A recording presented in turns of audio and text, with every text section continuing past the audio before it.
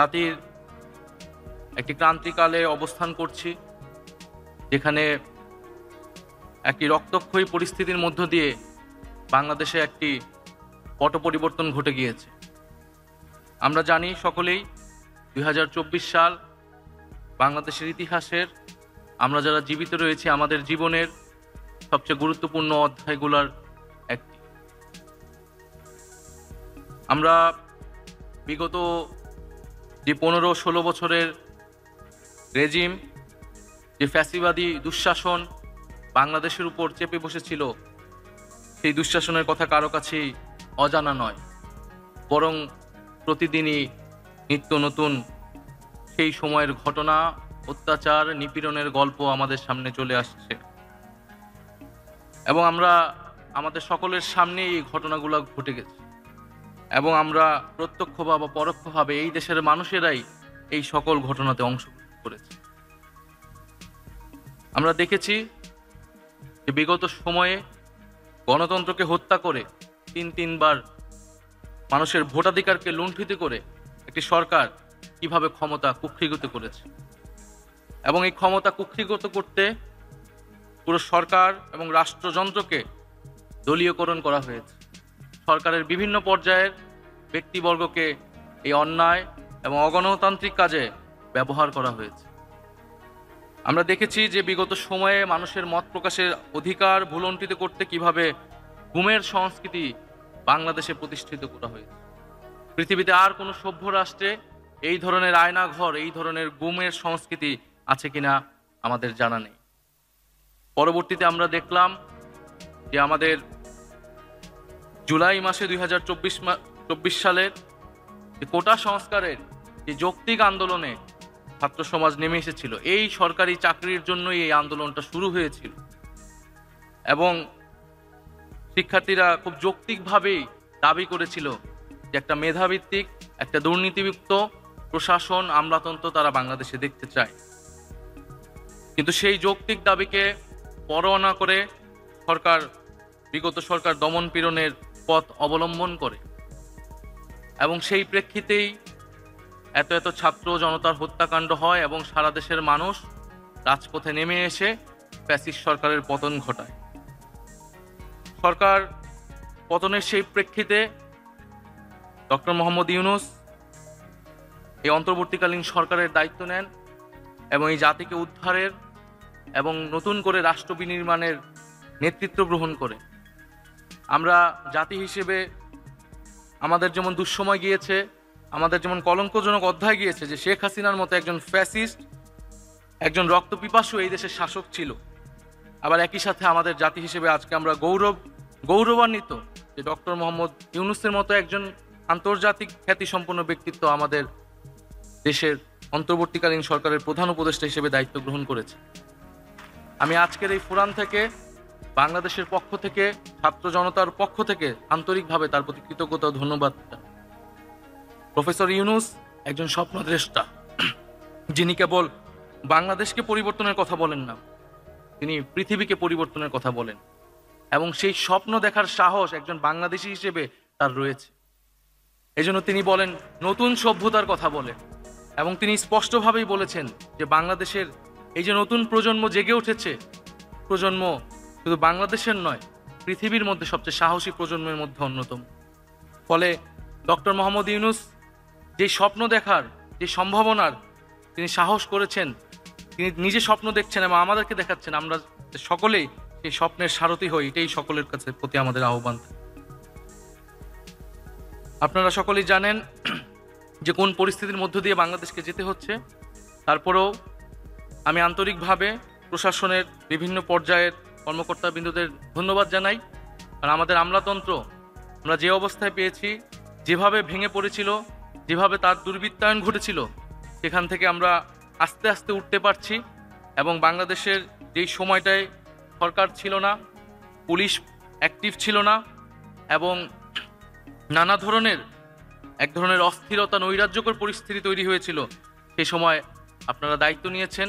আপনারা আপনাদের দায়িত্বেরও অতিরিক্ত হিসেবে অনেক কাজ করে যাচ্ছেন, কারণ আমরা জানি যে যেহেতু স্থানীয় সরকার নেই, নির্বাচিত জনপ্রতিনিধি নাই, ফলে অনেক দায়িত্বই মাঠ প্রশাসনের উপর দিয়ে যাচ্ছে এবং সেই দায়িত্ব আপনারা নিষ্ঠার সাথে পালন করছে। একই সাথে আমি বলবো, যেখানে বাংলাদেশ অ্যাডমিনিস্ট্রেটিভ সার্ভিস অ্যাসোসিয়েশনের সভাপতি বিগত 15 বছরের প্রশাসন ক্যাডারের যে নেতিবাচক ভূমিকার জন্য দুঃখ প্রকাশ করলেন, আমি তাকে আন্তরিকভাবে কৃতজ্ঞতা জানাচ্ছি। কারণ আমাদেরকে আয়নার মুখোমুখি দাঁড়াতে হবে, আমাদেরকে নিজের কৃতকর্মের জন্য আমাদেরকে নিজেদেরকেই প্রশ্ন করতে হবে। কারণ আমরা যাতে পিছনটা ভুলে না যাই, আমাদেরকে সামনে আগাতে হবে, কিন্তু আমাদের পিছনের কৃতকর্মের জন্য ভুল ত্রুটি জাতির সামনে ক্ষমা চেয়ে এবং সামনের দিনে প্রতিশ্রুতি করেই এগোতে হবে। এবং আপনাদেরকেও এটা দৃঢ়ভাবে বলতে হবে যে একটা সরকার, একটা দল কিভাবে এই প্রশাসনকে, রাষ্ট্রীয় প্রতিষ্ঠানকে দলীয়করণ করেছে, এর বিচার আপনাদেরকেও চাইতে হবে। এবং আমি মনে করি যে আমাদের এমন সংস্কার করতে হবে যাতে ভবিষ্যতে কোনো সরকার এসে এই কাজ করার দুঃসাহস না দেখায়। আমাদের মধ্যে দল, রাষ্ট্র এবং সরকার, এই যে বিগত ফ্যাসিজমের সময় সব কিছু একাকার হয়ে গেছে, এই কনসেপ্টটা আমাদেরকে আলাদা করতে হবে। প্রশাসন ক্যাডারের লোকেরা, সরকারের লোকেরা রাষ্ট্রের জন্য কাজ করবে, জনগণের জন্য কাজ করবে। সেই নিরপেক্ষতা, সেই সততা, সেই পেশাদারিত্ব বাংলাদেশের জনগণ তাদের কাছ থেকে প্রত্যাশা করে। আমরা সেই ধরনের মর্যাদাবান, সেই ধরনের ব্যক্তিত্ববান অফিসার বাংলাদেশে দেখতে চাই। ফলে ছাত্র জনতার গণ অভ্যুত্থানের প্রধানতম একটি আকাঙ্ক্ষা ছিল যে বৈষম্যহীন বাংলাদেশ এবং পাশাপাশি মেধাভিত্তিক এবং দুর্নীতিমুক্ত প্রশাসন। সেই মেধাভিত্তিক এবং দুর্নীতিমুক্ত প্রশাসনের জন্য আমরা কাজ করে যাচ্ছি। আমরা মনে করি আমাদের এই যাত্রাটা কেবল শুরু হয়েছে, আমাদের এই যাত্রাটা অব্যাহত থাকবে এবং সেই অব্যাহত যাত্রার সাথে আমরা আপনাদের সকলকে সাথে চাচ্ছি। এই জুলাই হত্যাকাণ্ডেও আমরা দেখেছি বিভিন্ন প্রশাসনের বিভিন্ন মাঠ পর্যায়ের ডিসি থেকে শুরু করে অনেকেরই সেখানে নেতিবাচক ভূমিকা ছিল। এই ঘটনা আমাদের অজানা নয়। আমরা দেখেছি 2018 সালের নির্বাচনে মাঠ পর্যায়ে ইউনো ডিসিরা কিভাবে ভোট ডাকাতিতে সহায়তা করেছে। আমরা চাই যে সামনের বাংলাদেশে এই ধরনের কোনো ধরনের পরিস্থিতি যাতে তৈরি না হয়, প্রশাসনকে যাতে সরকার কোনোভাবে দলীয়করণ করতে না পারে এবং প্রশাসনের জায়গা থেকেও যাতে এই ধরনের রাজনৈতিক এবং ন্যাক্কার কাজে যাতে তারা অংশগ্রহণ না করে, সেই কমিটমেন্ট আমাদের জাতির কাছে করতে হবে। আমরা সকলে মিলেই বাংলাদেশের সন্তান, আমরা সকলে মিলেই এই নতুন বাংলাদেশকে রক্ষা করতে হবে। আমাদের যে স্বাধীনতা আমরা পেয়েছি, সেই স্বাধীনতাকে রক্ষা করে এগিয়ে যেতে হবে।